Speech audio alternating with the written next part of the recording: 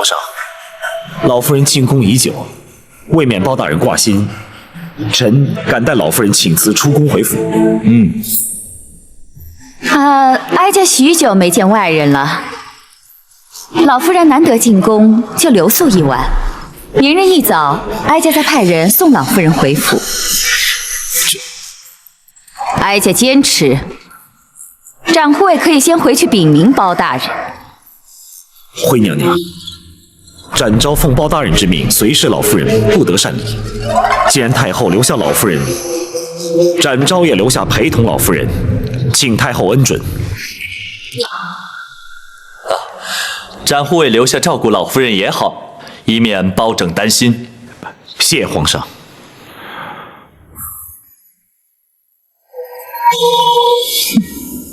既然皇上都这么说了，哀家岂会再有异议？只是包拯那里……不妨，本王正好要去见包大人手谈一番，就由本王代为转告吧。谢八王爷。郭淮，奴婢在。收拾一间肃静的厢房，安排老夫人过夜之用。是。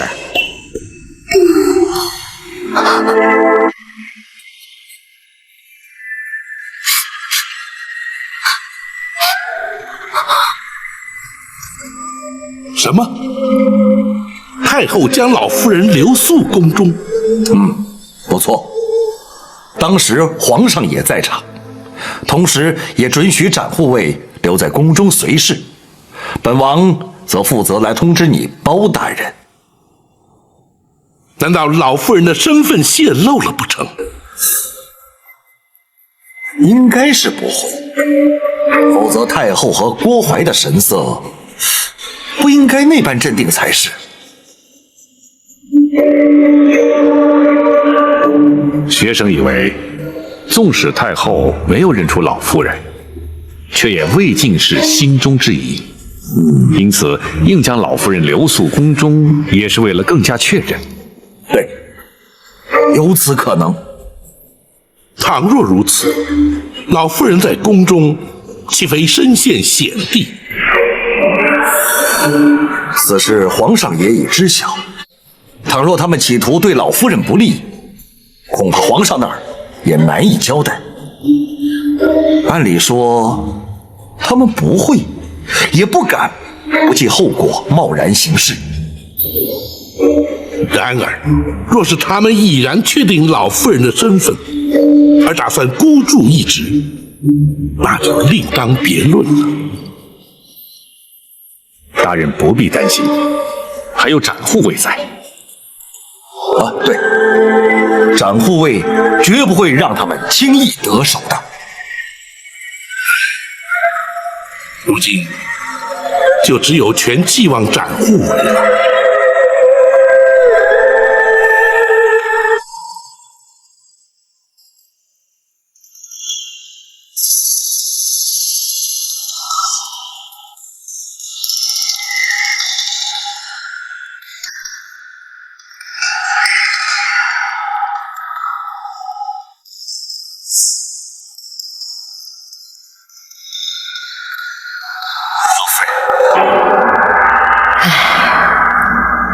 东盼西盼，早盼晚盼，盼了20多年，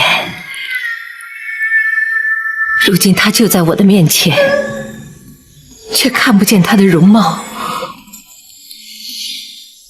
我能听到他的声音，触摸到他的双手，甚至能感受到他的呼吸、心跳。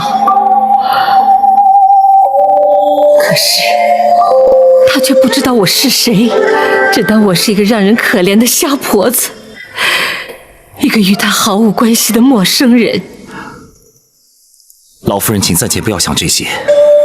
如今老夫人身处险境，稍有不慎，便会遭人暗算。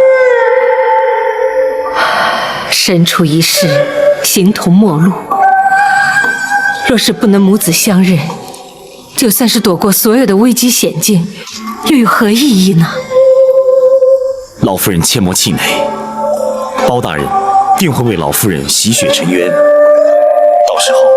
老夫人必定会母子团圆。可是老夫人必须谨慎小心，安然度过危机，才能如愿以偿。唉，若不是盼着这一天，我早就不眷恋这悲惨的人世了。展护卫，你有什么话就尽管说吧。太后将老夫人留宿宫中，想必是另有所图。请老夫人暂且忍耐，及早就寝，一切交由展昭应付即可。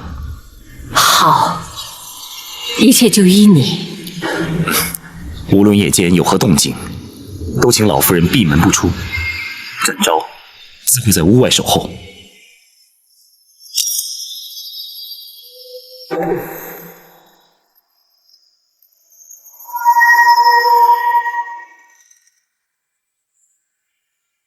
我不会看错，一定是他。娘娘，当年先皇赐死李贵妃，是奴婢亲自去验看的尸体，千真万确，她死了20年呐。那么就是他又活了过来。娘娘啊，这人死他焉能复生啊？那么今天在我面前的又是谁呢？或许他们长得很相像，可是，就算真的是他，这事隔20年了，相貌已大有不同，娘娘又怎么能确认呢？不对，他能瞒得过天下人，只是瞒不过我。当年我与他朝夕相处，无论他今日如何伪装掩饰，那种神态举止是变不了的。郭淮，奴婢在。你把他请到寝宫来，先逼不出他的真实身份。娘娘，哀家的话你敢不听？奴婢不敢，奴婢遵旨。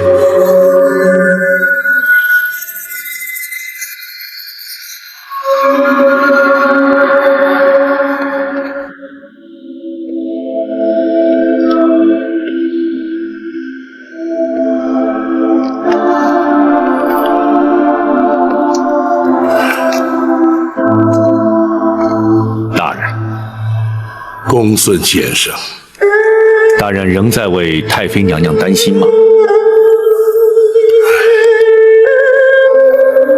展护卫虽在娘娘身边，然而后宫全在太后与郭淮的掌控之中。本府担心的是明枪易躲，暗箭难防。大人不必担心，展护卫武艺高强，胆识过人，想必定会保得娘娘安然无恙。单凭武功不足为事，展护卫需要的是斗志，而非斗力。说是娘娘的安危，实则却是正邪善恶之争。胜，则是公理正义之胜；败，则是天道人性之败。本府虽知展护卫必能妥善应对，却仍难免挂记于心啊。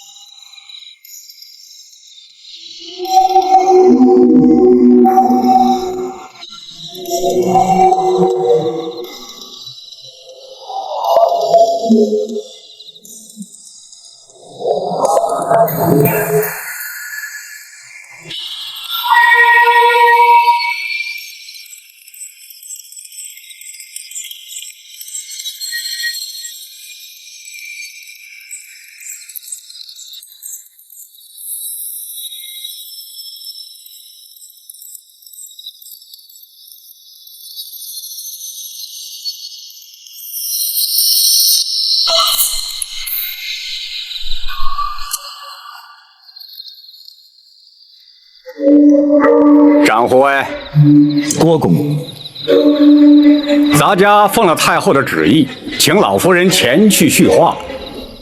老夫人已然安寝，请郭公公回禀太后，恕难奉诏。展护卫，你没有搞错吧？此刻刚刚入夜不久，老夫人怎么可能已经入睡呢？郭公公有所不知，公孙先生正在替老夫人医治眼疾，最忌劳累，每日入夜忌眠，从无例外。可是太后正在寝宫等候，展护卫务必请老夫人破例前往，否则咱家难以向太后交代呀。就算展某想帮公公的忙，恐怕也是无能为力。此话怎讲？公孙先生乃是以精针过穴之术及开方施药，双管齐下，为老夫人诊治眼疾。老夫人进宫之前已经服过药，时辰一到，自然成眠。如今若想唤醒老夫人，只怕是绝无可能。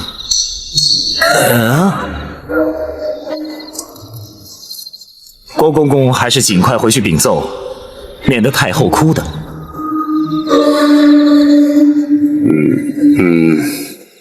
展护卫能否让咱家进去看看呢？郭公公到底要看什么？郭公公虽是近身太监，并无男女之别，可是老夫人已经入睡，又何必前去打扰？除非你不相信展某。不，展护卫言重了，咱家是奉太后旨意而来，若不进去看看，如何向太后交代呀？说来说去，你还是不相信我吗？展护卫见谅了啊，咱家今天是非看不可。展护卫，咱家可是奉太后的懿旨而来啊。展昭也是奉了皇上的口谕，留在此地照顾老夫人的。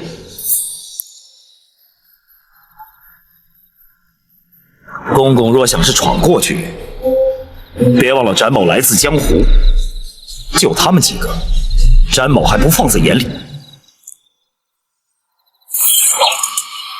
想试试？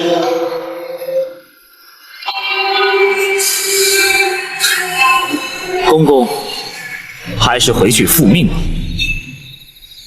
倘若打算在此与展某耗下去，吃亏的恐怕还是公公你啊。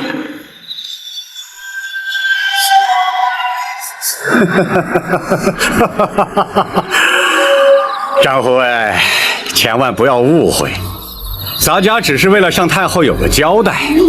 既然展护卫已经把话说明白了，咱家回禀太后就是。那好，公公请吧。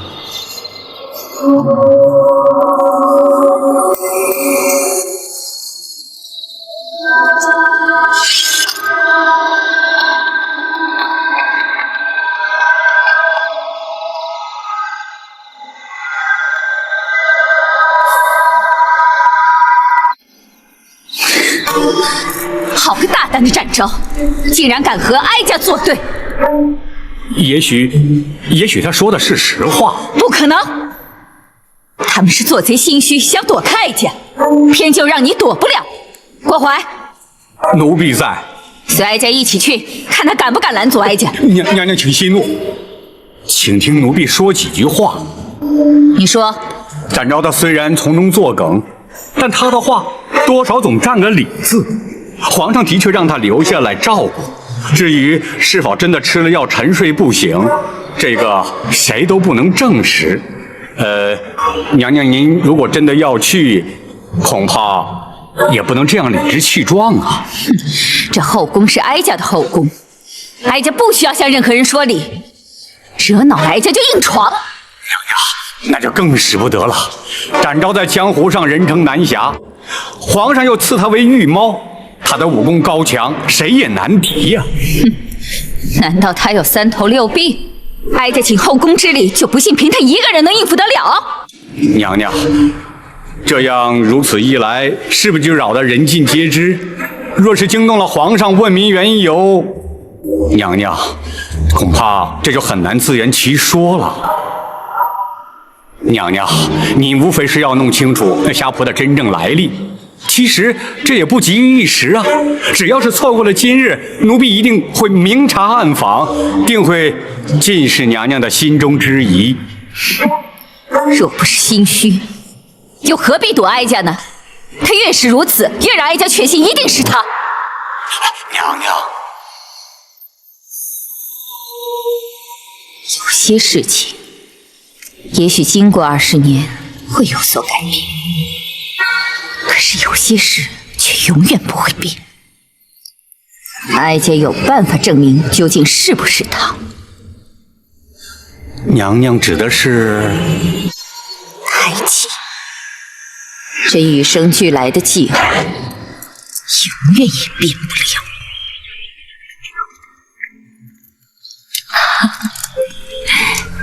姐姐这头秀发真漂亮，皇上见了一定会喜欢。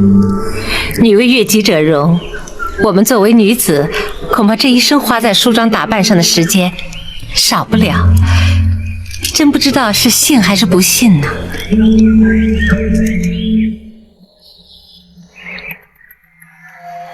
哎，姐姐，你颈后的这个心形图案好美哦，是谁替你画的？傻妹妹，这不是画的，这是胎记。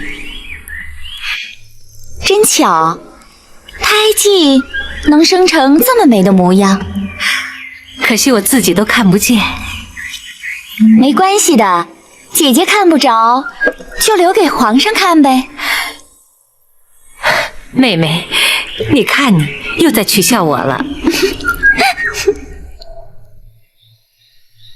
那胎记生在后颈发根处，无论多少岁月，也不会让它消失。只是平日会被头发遮盖，难以察觉。娘娘是想从胎记上来证明她的身份？展昭占个理字，哀家也占个理字。就算是个瞎婆，也得梳妆打扮才不失礼。展昭是男子，而他有双目失明，派人替他梳妆，谁也无话可说。是，奴婢一定派个手巧的宫娥去，一旦看清楚了，立即回禀娘娘。到那时你再来和哀家争辩，究竟是不是他。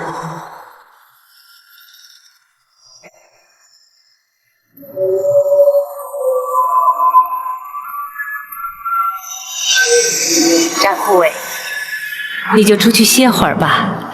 我们梳妆打扮，你们男人看着岂不是没趣儿啊？展昭奉命陪伴老夫人，不敢稍有懈怠，打扰了老夫人，还请恕罪。你要是不嫌烦，就陪着吧。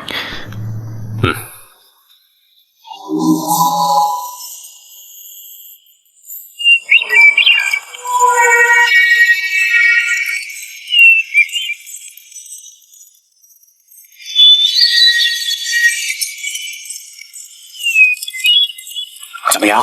有，什么？你确定啊？确定。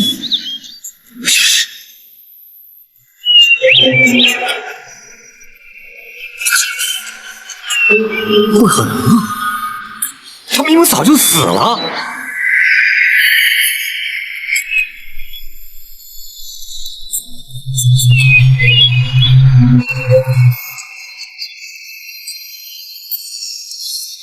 娘娘，奴婢真的亲眼看见他的尸首，他的确在20年前就死了。难道他又活过来了？那就让他再死一次。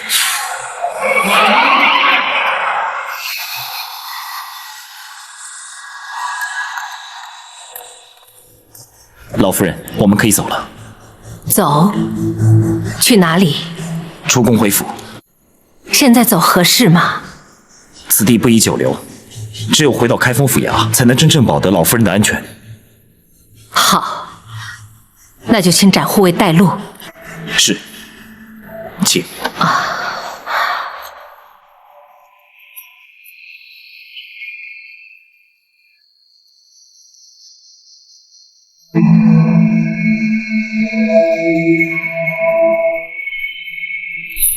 郭淮，奴婢在。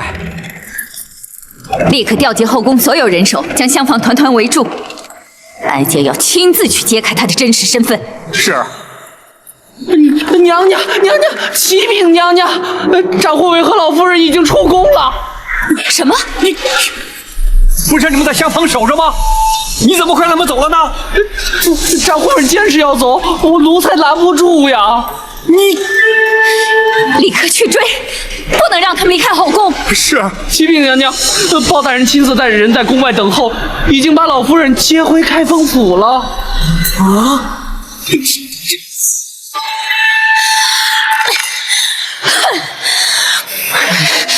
这个包拯！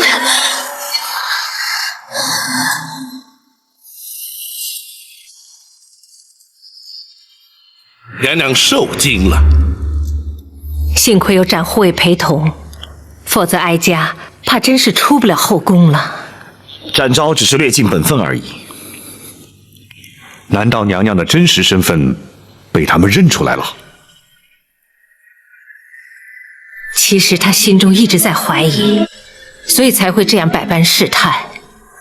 不过哀家矢口否认，相信他也无法证实。娘娘虽然侥幸暂离虎口，但太后必定心中生疑。然而在陈琳抵达京城之前，还必须与他周旋。包拯除了会确保娘娘的安全之外，还请娘娘再做忍耐。哀家明白。宝卿，臣在。我今天遇见他了。娘娘是说皇上？不错，他的声音和蔼可亲，双手厚实温暖。如果有一天，当他知道我就是他的亲娘，娘娘请多做忍耐，终有一日，皇上会明白的。好，全仗包钦为哀家平反。臣身为朝臣，义无反顾。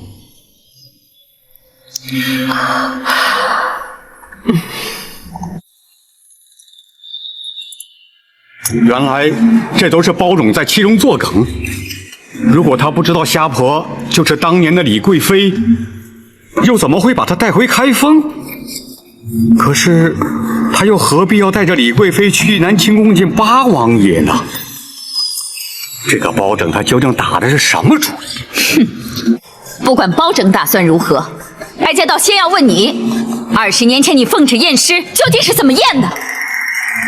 娘娘，奴婢冤枉啊！当年奴婢的确是亲眼看见过尸体呀。原本预定在次日清晨运出宫去，交给开封府验尸安葬。可谁知道当天晚上冷宫就起了大火。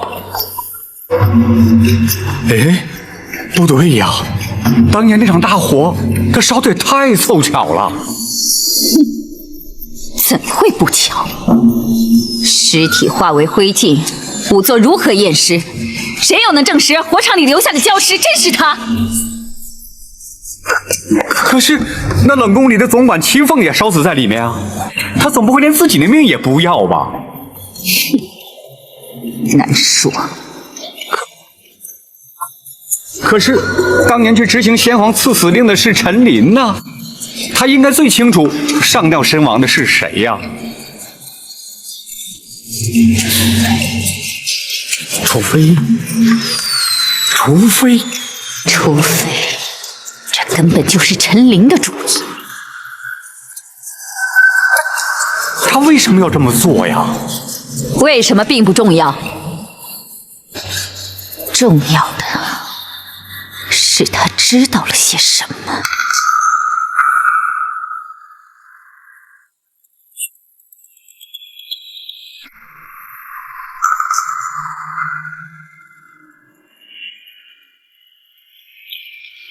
记下东西。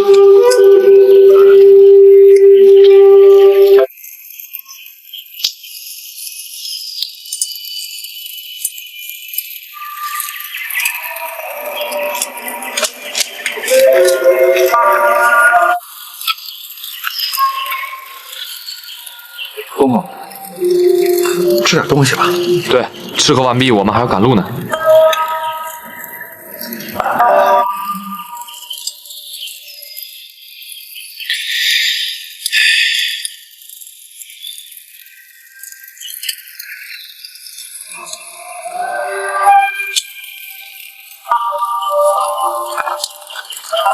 老人家，多少还是吃一点，否则路上饿了再吃，多有不便呐。多谢几位英雄前来护送，实在是愧不敢当啊！您是包大人的重要人证，在下兄弟奉包大人之命前来保护，又何必言谢？对了，什么案子要你作证啊？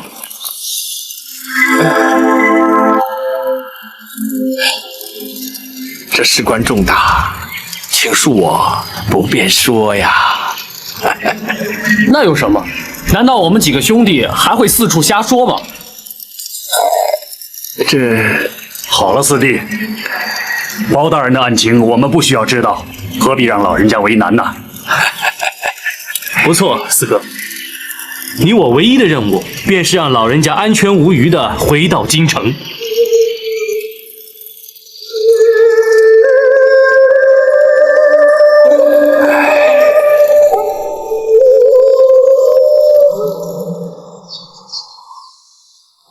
娘娘是担心陈琳知道当年那件事儿。若非如此，陈琳有天大的胆子也不敢抗旨徇私，让他逃出宫去。可是知道当年那件事的只有娘娘、奴婢、产婆尤氏和寇珠4个人呢。产婆尤氏当天晚间，奴婢就让她在人间永远的消失了。至于寇珠，寇珠可是临死也没有说出太子的下人。你还是不肯说实话？寇珠说的是实话，请娘娘明鉴。你还敢嘴硬啊！要你把宁儿埋在金水桥下，你去把她藏了起来。说，究竟把她藏在哪儿了？公公，寇珠冤枉啊！我的确埋在金水桥下。胡说！那你为什么指不出埋尸的地点？我当时心里害怕，匆匆忙忙的埋好就回宫来了，实在记不得埋藏的实际地点呢。你还敢胡说！咱家派来那么多人在金水桥下去挖，就差没把它挖了个遍。说，到底藏在哪儿了？啊！我实在想不起来了。找死你！娘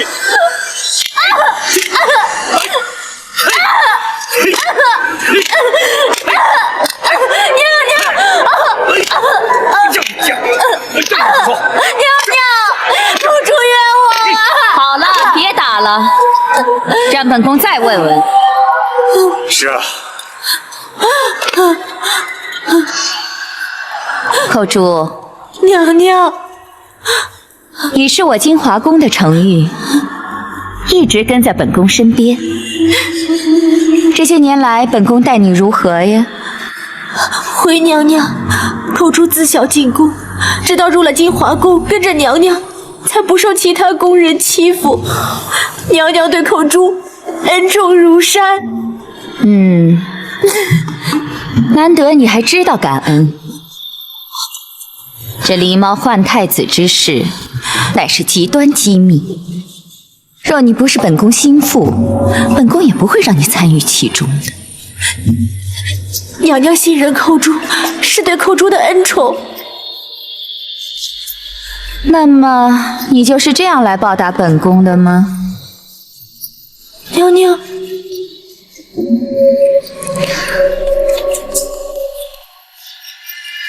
太子的下落何其重要，若不能确定的确已被你掐死埋葬，今后本宫岂不是寝食难安，疑虑终身吗？娘娘请相信寇珠。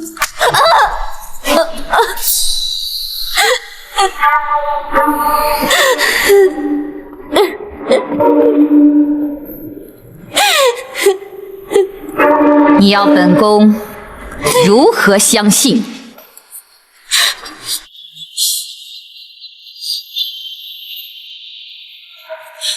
娘娘，口珠以死明志。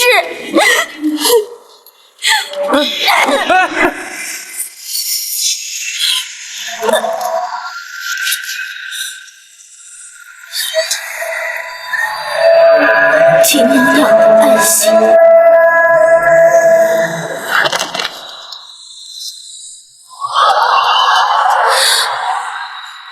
这些年来，哀家一直认为寇珠的确被冤枉了，可是如今看来却又未必。娘娘，这么重大的事儿，他又能告诉谁呢？他又怎么能有把握对方不会出卖他呢？不错，他不可能相信任何人。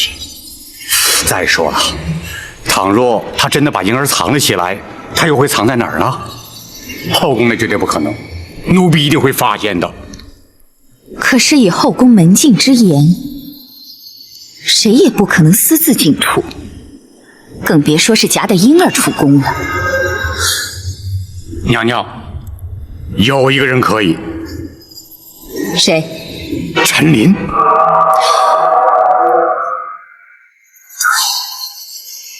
当时他是首领太监的身份。娘娘啊，奴婢虽不受他管，但也得敬他几分。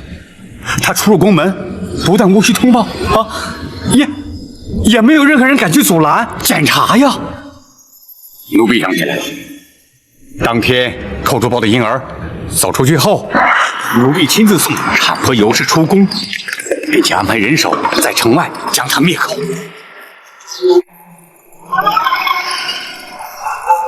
你出宫后，自会有人来找你。等你们见面之后呢，你这一辈子就不缺吃穿了。谢谢总管，谢谢总管。不用谢，这是你应该得的。去吧。是。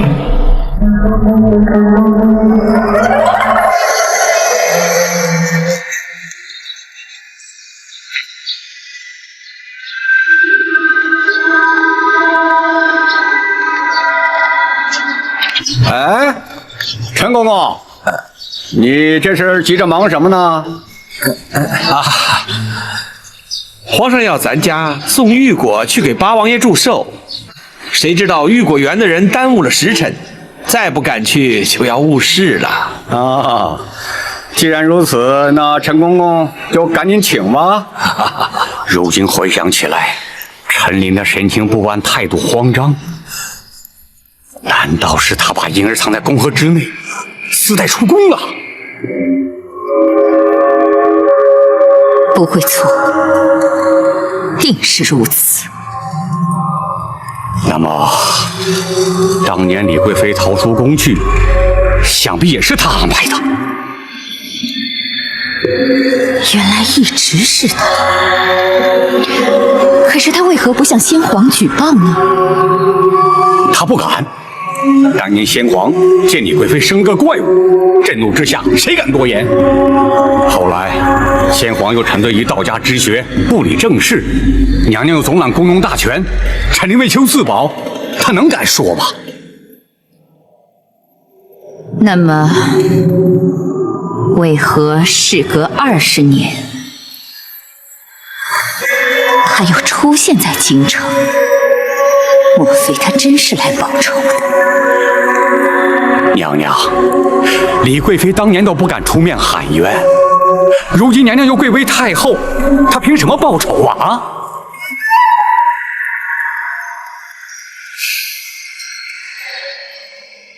难道是因为包拯？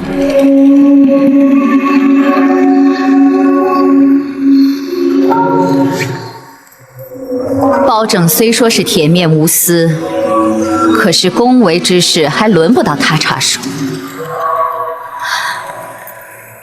哀家明白了，是八贤王。包拯曾将他带进八贤王府，昨日八贤王说是特意来仁寿宫探望哀家，其实却是为了他。这竟然扯上了八王爷！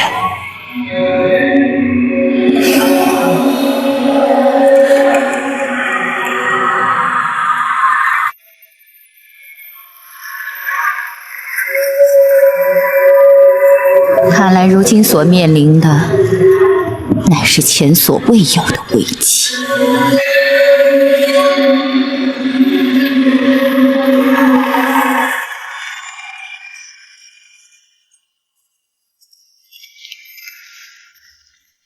大人，娘娘的病情可是有了变化？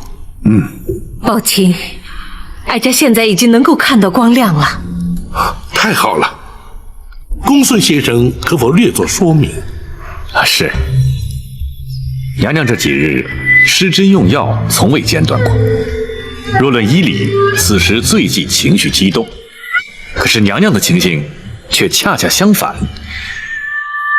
娘娘入宫之后，因与皇上相见而难抑激动之情，想不到体内运行之气竟借泪水把久滞的经脉打通了。公孙先生是说，娘娘双目复明已确有可能。正是，而且随时都可能会发生。没想到娘娘因祸得福，可喜可贺。还有赖公孙先生妙手回春，学生不敢居功。这也是老天垂怜，让哀家能够亲眼目睹20年沉冤昭雪。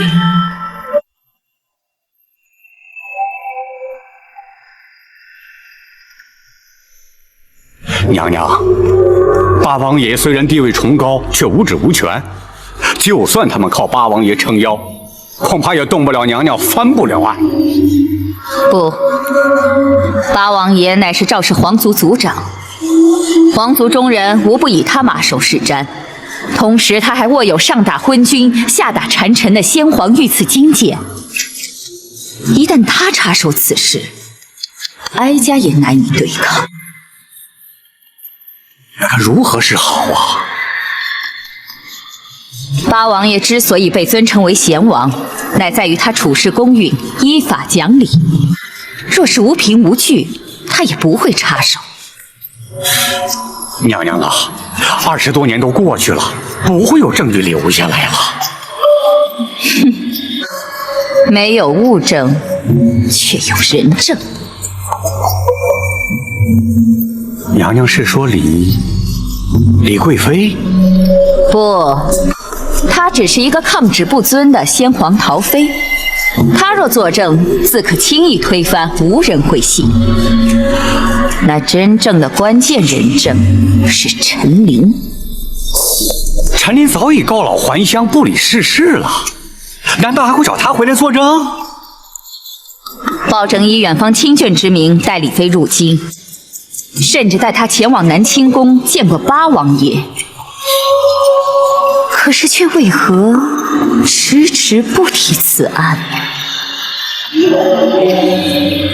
他们在等陈琳进京。没错，你曾说过，包拯的侍卫出京而去，却不知去向。哀家可以断言，他们是接陈琳去了。娘娘，那如此一说，他们是在等陈琳一旦进京，包拯必然会开始行动了。没错，因此无论如何，绝不能让陈琳进京，知道吗？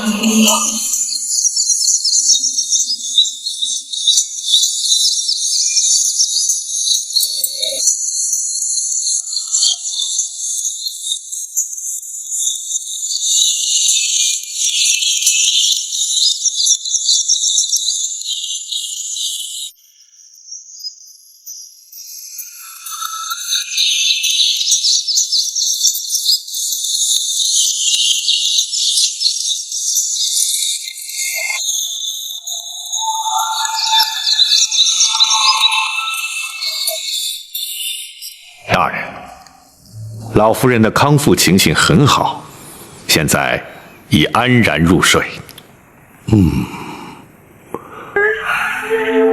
太后的疑虑未消，危机随时会现。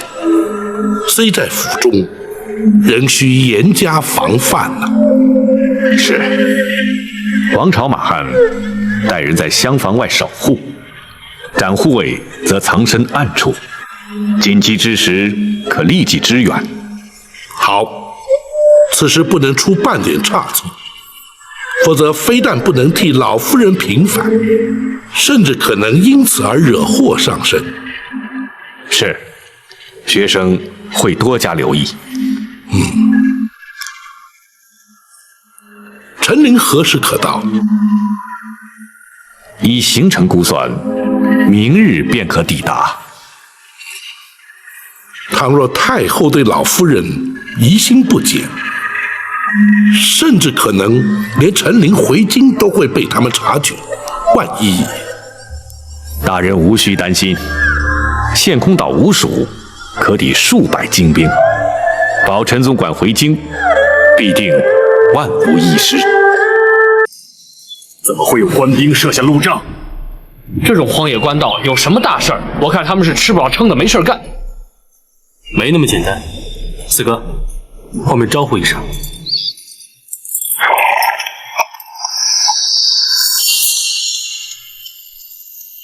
你们过来，接受盘查。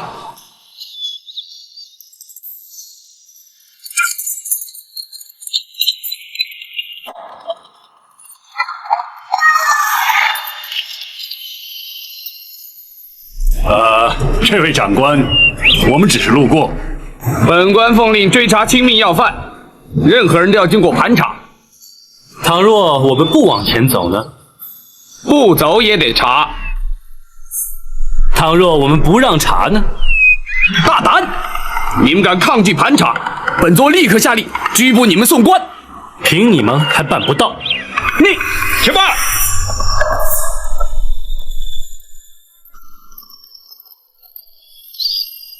你们是哪里的官差？这你不必知道。此地离开封城不远，应该是开封府的辖地。可是你们并非是开封府的人。你怎么知道本座不是开封府的人？如果你是，你就该认得我。哦，你是什么人？开封府包大人座前侍卫赵虎。哈哈哈哈，好极了，我们等的就是你。上！哎呀，这啊！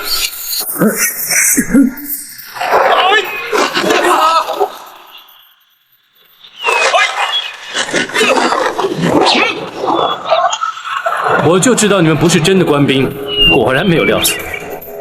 我要的是马车里的人，识相的立刻离开，还可以保一条活命。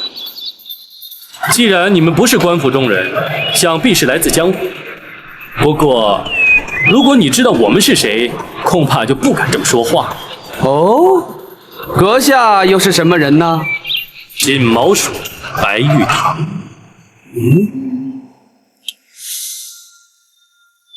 你不用看了，陷空岛五鼠全在此，你还想拦我们吗？哎，五位都是江湖豪杰，何必淌这官府的浑水呢？在下也是受人之托，还请五位不要插手。你错了，这件事陷空岛五鼠管定了，你最好让我们过去，要不凭本事把我们留下。在下是拿人钱财替人消灾，不挡人财路乃是江湖规矩，彼此日后还要再见面吗？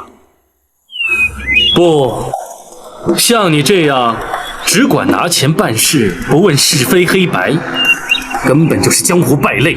谁说要跟你再见？白玉堂，你不要敬酒不吃吃罚酒。白某人偏偏就是这个脾气。你五鼠再有能耐，也未必敌得过我人多势众啊！你就试试。好，一个也别放过，给我杀！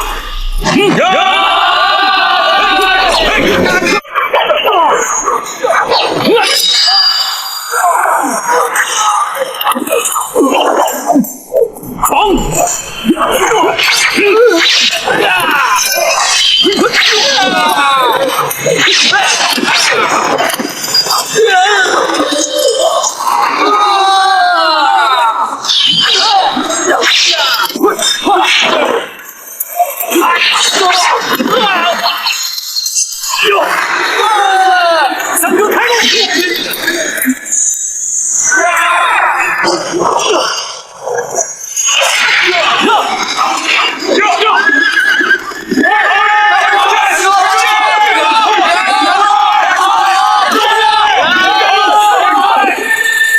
什么？没拦住陈琳？奴婢该死！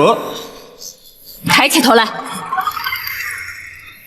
包拯不过派了2个人去接陈琳，你竟然会拦不住他？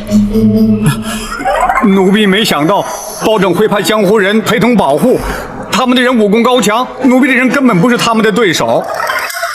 江湖人？这包拯居然和江湖人串通一气，看来他是早就有了准备。陈琳如今人在何处？他已经进了开封府。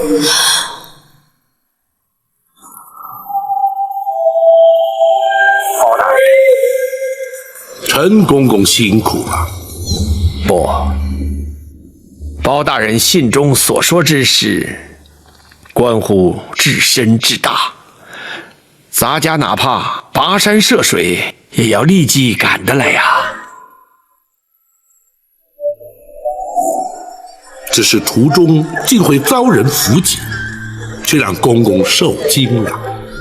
没事，有陷空岛5位英雄保护，咱家安全得很。包大人，那位真的在开封，而且正在府衙之中。包大人，能否让陈琳立刻前去拜见？不急，老夫人正在午休，公公也稍事梳洗歇息，稍待本府自会陪公公一道前去，如何？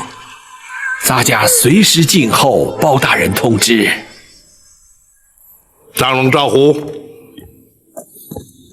大人，令陈公公客房休息，并请陷空岛武艺厅中说话。是。谢包大人。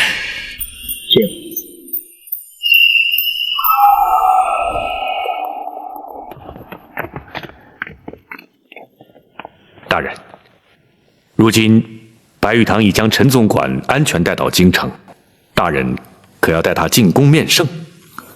不，时机不宜，还是将老夫人之事了结之后再去不迟。是。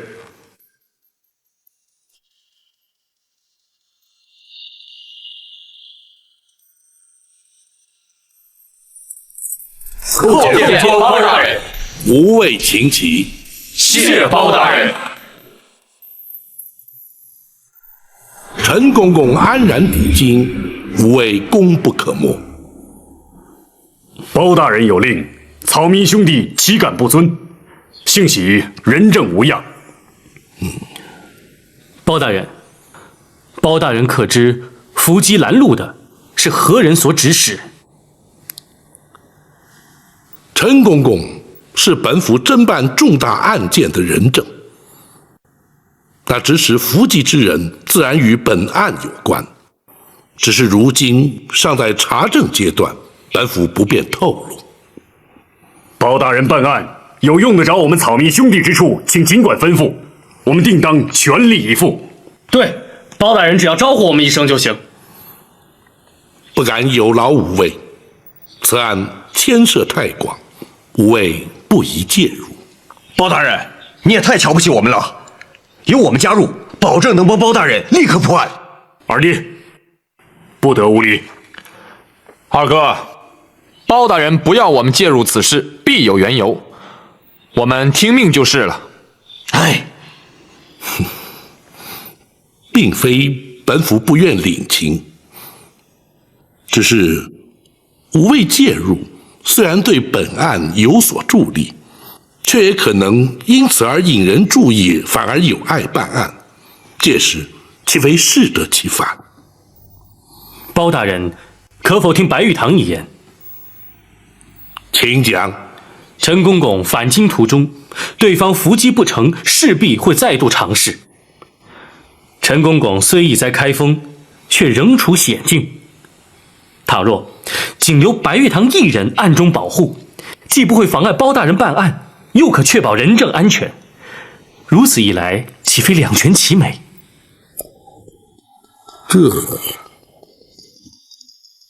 大人，白武侠言之有理。虽然展护卫在府中，毕竟分身乏术，倘若白武侠从旁协助，当可确保无事。大人也可专心办案，而无后顾之忧。公孙先生所言甚是。既然如此，白玉堂一人留下便是。谢包大人。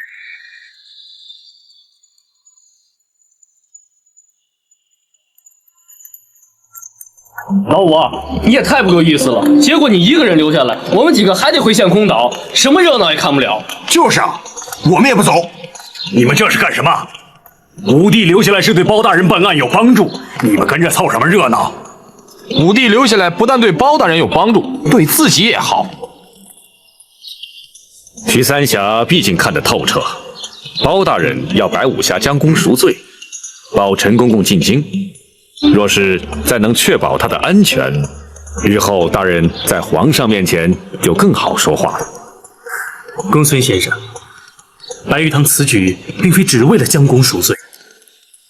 哦，南侠都能因包大人为官清正而仗义投身官府，白玉堂为何不能略尽心力？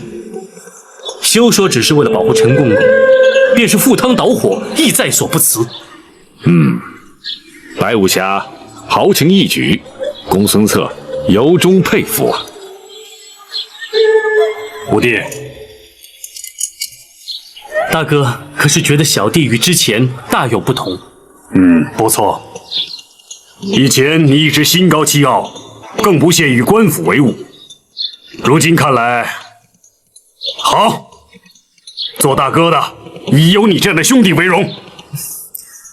小弟惭愧。好极了，老五，真有你的。二哥也就不再啰嗦了，这就乖乖的回陷空岛去。多谢二哥。哎，五位啊，五位，为防人耳目，还请白武侠与各位一起离开府衙，再悄悄转回来，方能收暗中保护陈公公之效。公孙先生顾虑周到，白玉堂谨遵台命。哈哈，告辞。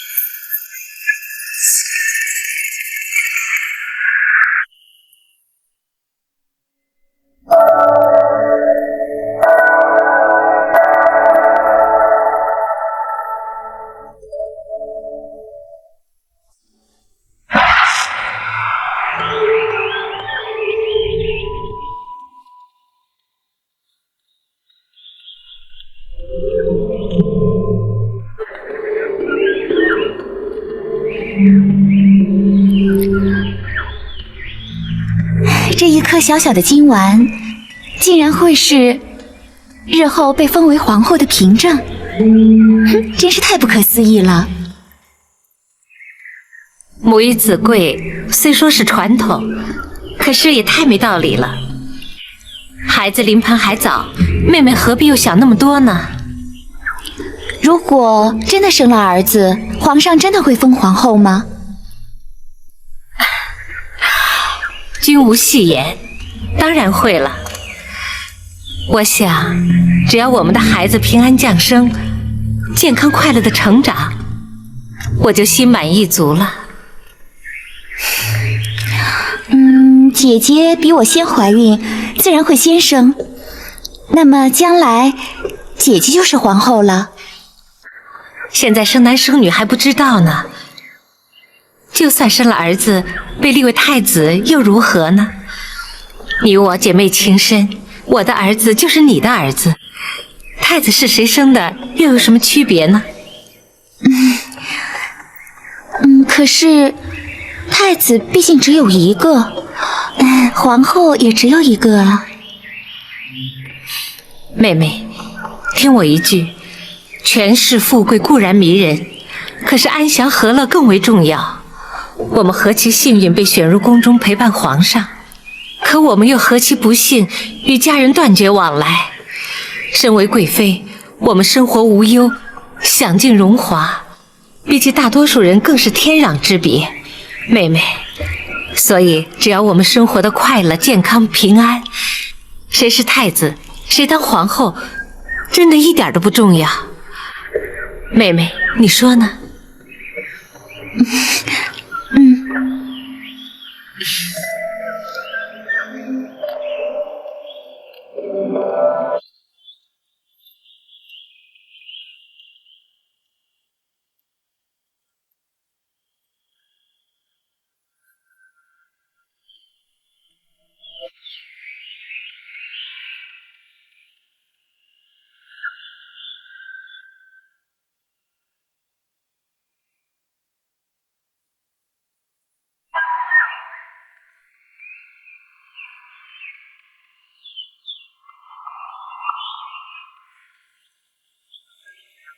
娘娘，娘娘，娘娘，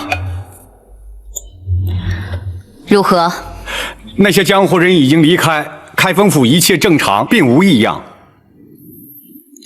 看来他们正在密谋对策，随时可能有所行动。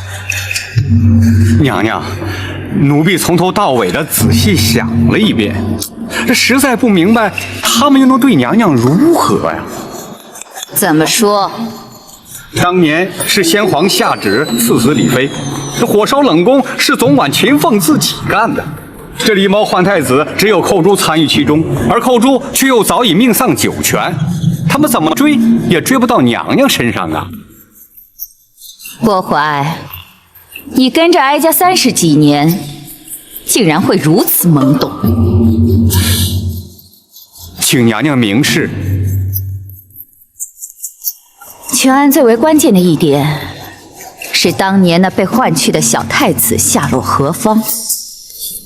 这如今即可断定，当年寇珠非但没有将太子掐死埋葬，反而交给了陈琳，随后他便去了八王爷府，而八王爷如今更参与此事。娘娘，那么太子当年是交给了八王爷，可是这20多年都过去了，可太子他从来没有露过面呢。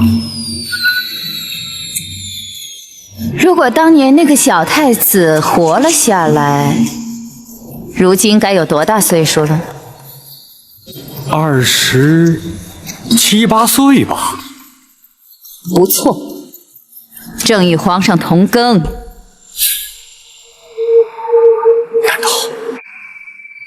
难道不无可能？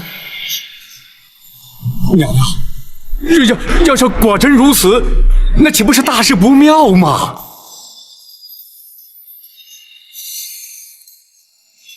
这正是事隔20年之久，李妃和陈琳会相继回到京城的主要原因。奴婢陈琳叩见娘娘。陈公公，快快请起。谢娘娘。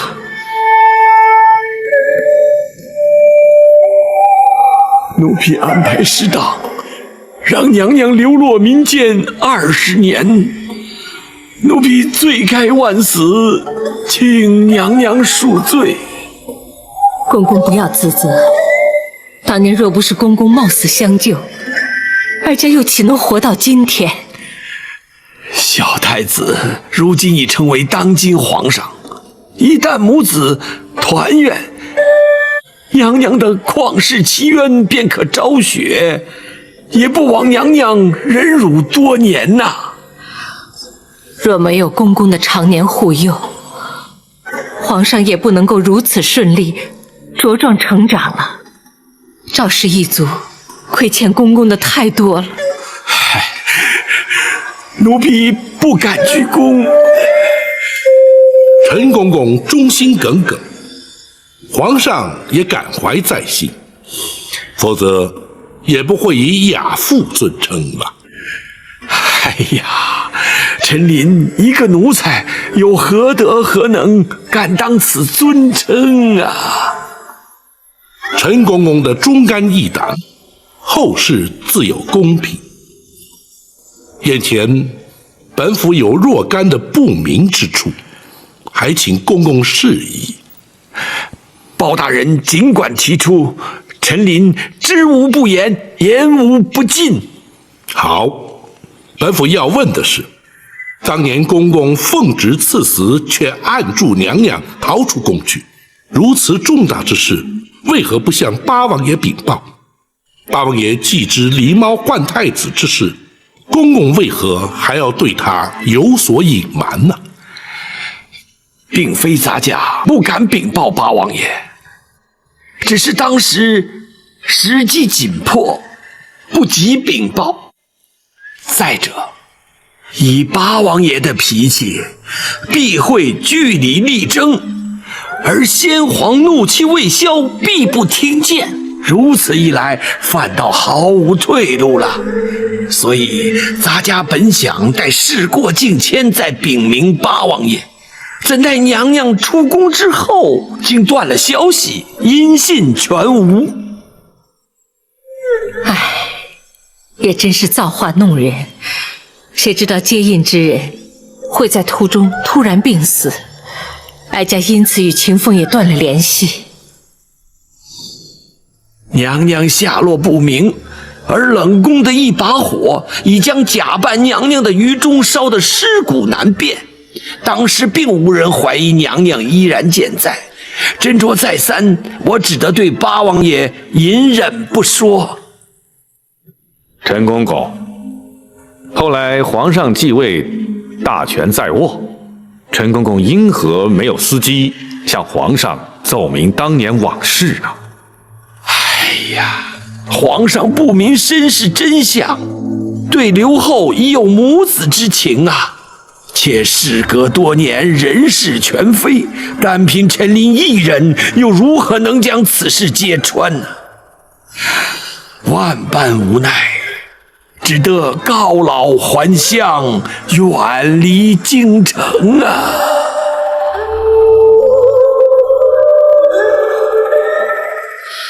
换做任何人，恐怕也无能为力。本府尚有一事，百思不得其解。娘娘逃离后宫当夜，冷宫当即遭到火焚，想必不是巧合。不知陈公公可知其中内情？冷宫失火，乃是秦凤自焚呐。你待怎讲？当郭槐验过尸首，离开冷宫之后，咱家愈想愈担忧。没想到，还真的把郭槐给瞒住了。狱中这条小命，总算没有平白牺牲啊。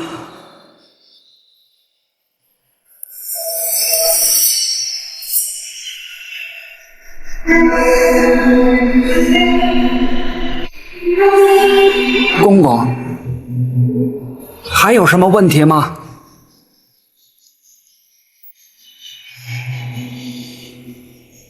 瞒得了郭槐，只说明在后宫没人知道是余中假扮了李娘娘。那就行了。明儿一早，神不知鬼不觉的就把这尸首送出宫去了。然后呢？交开封府收敛埋葬啊。问题就出在这儿啊！开封府必然依法验尸而后埋葬。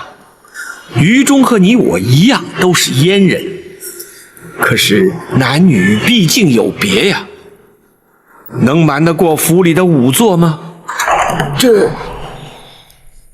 一旦仵作发现真相，必向宫中回报，郭槐还是会知道。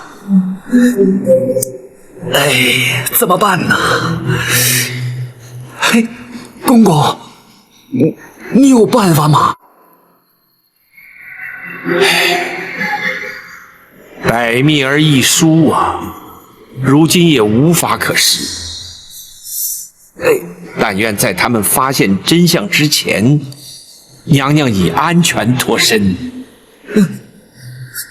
可是他们却会找上我们。不错，他一定会将我们举发，公然违抗圣旨，私纵娘娘出宫，恐怕死罪难免呐。秦凤，咱家虽死不足惜，只是却拖累了你呀。不，祝娘娘脱困出宫，乃秦凤自愿。如果因此而丢了性命，也可以和于中作伴，至少不会让他专美于前。好，你们两个都让人敬佩。只可惜，娘娘虽逃出宫去，被扣上抗旨潜逃的罪名，或许永远也没有平反之日了。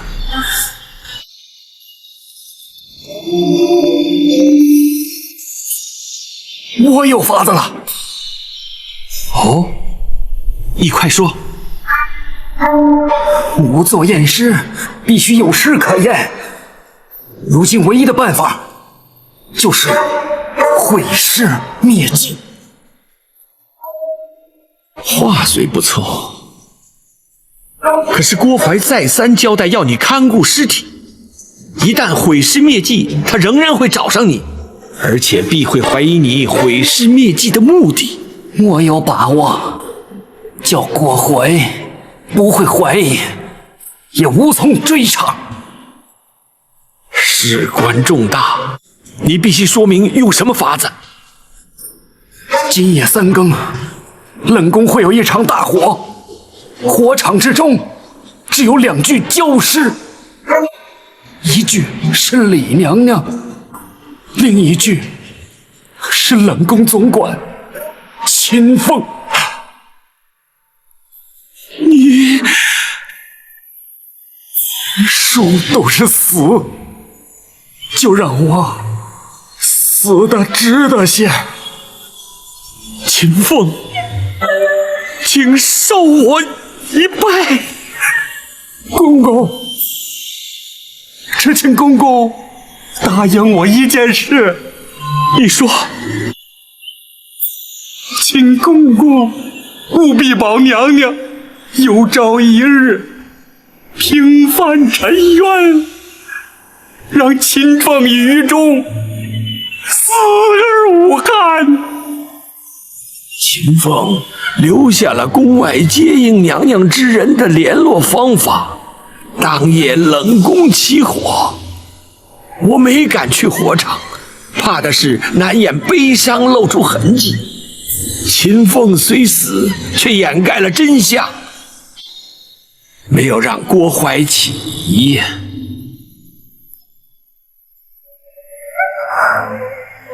原本以为只有于中一人因我而死，谁知道连秦凤竟然也……哀家只怕永远也无法报答他们。娘娘，包拯以为他二人死得其时，也死得其所。娘娘若是将他们长记在心，想必他们也能瞑目了。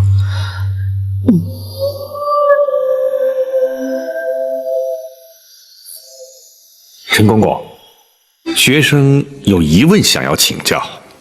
公孙先生，请说。当年与郭淮狼狈为奸的首席产婆尤氏下落如何？陈公公可知晓啊？咱家当时暗中查过，只知道他出宫不久便被人劫财杀害，官府也登录无误啊。显然是杀人灭口。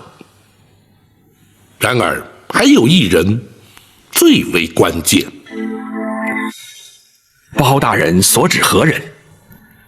寇珠。对，寇珠当年可是皇上的救命恩人，而且哀家在打入冷宫时，他刚开始还经常去看我，可是没过多久就没再出现过。陈公公，寇珠如今还安在啊？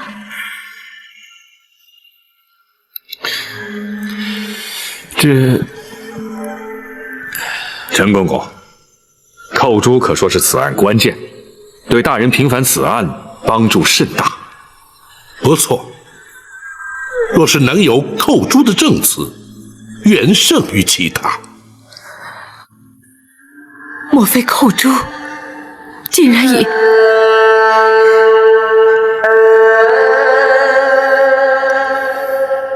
本府明白了，陈公公，寇珠的情形与此案关系重大，公公恐怕不能不说。寇珠虽然年轻，却让人敬佩呀。娘娘被打入冷宫之后，先皇迷上了丹药之术，连金华宫都许久不去。刘皇后圣诞之日，指派咱家前去送礼。离开金华宫时，竟遇见了寇珠。公公，此地无人，公公放心。寇珠，咱家不是说过你我尽量不要见面，以免起人疑窦，你为何偏要来见我？公公，情势紧急，寇珠不能不向公公禀报。发生了什么事情？这几天，寇珠常偷着去冷宫探望李娘娘，谁知道竟然被郭淮发现了。啊！你这个丫头真是的，这不是找麻烦吗？寇珠是因为不忍心见娘娘受委屈，所以……哎，你赶快向郭淮认错请罪，任他处罚，相信不会有什么事的。不，他已经起了疑心，甚至追问我当初把太子的尸首埋在什么地方。啊？他想干什么？他打算挖出尸骸，确认无误。哎呀，这可怎么办呢？我推说记不清楚，胡乱指了几个地方。不行，这迟早会被他发现。寇珠明白，来找公公是要公公多加小心，不能把太子的去向透露出来。咱家当然不会说了，只是你，寇珠也绝对不会说。他一定会用刑逼迫，万一你熬不住酷刑，岂不是前功尽弃吗？公公，我不会给他机会。怎么说？我会尽量忍，实在忍不住，寇珠会矢口否认，以死明志，让他认为的确是冤枉了我。哎呀，你这个丫头啊！哎，公公一定要尽全力保护太子长大成人，寇珠也就心满意足了。寇珠啊！公公保重。寇珠不过是金华宫一名小小的承御侍女，竟然会有如此惊天动地的企图。陈公公，那寇珠后来究竟如何？寇珠虽然意志坚定，却令我一直忐忑不安呐。唯恐他熬刑不过，求死不能，而供出太子去向。于是每日前往金华宫打探究竟。见过陈公公。郭总管可在宫中？回公公，郭总管陪娘娘在御花园赏花呢。啊，这是皇上要咱家给娘娘送来的点心，娘娘回宫之后立即呈奉。是。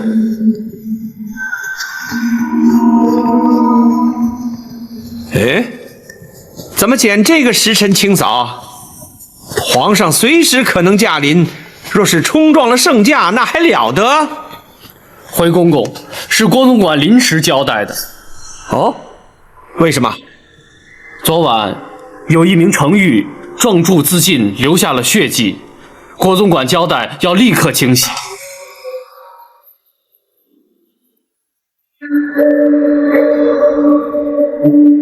竟然有人在宫中自尽，那岂不是惊吓了娘娘？所以郭总管才陪娘娘去花园散心。你可知那名程昱是因何自尽的？啊，听郭总管说是思乡心切，想逃出宫去，被抓回来之后畏罪自杀。哦，她叫什么名字？后珠。好一个忠心刚烈的奇女子！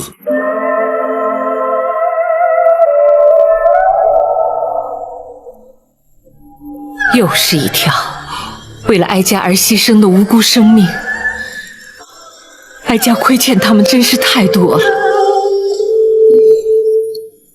既然寇珠是自尽身亡，想必没有泄露太子的下落。的确如此。寇珠既然已死，他们自认天衣无缝，而狸猫换太子的阴谋永远也不会被揭穿，故而不再追查，这才使太子得以安然无恙地在宫中成长啊。只是如今，非但会揭穿30年前的谎言，他们更会因此而付出代价。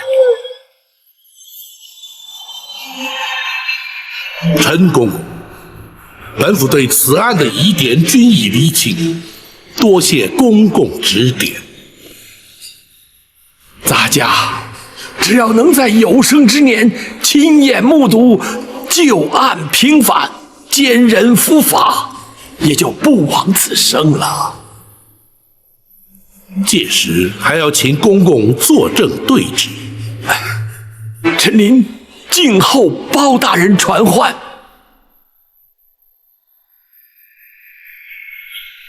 宝琴，臣在。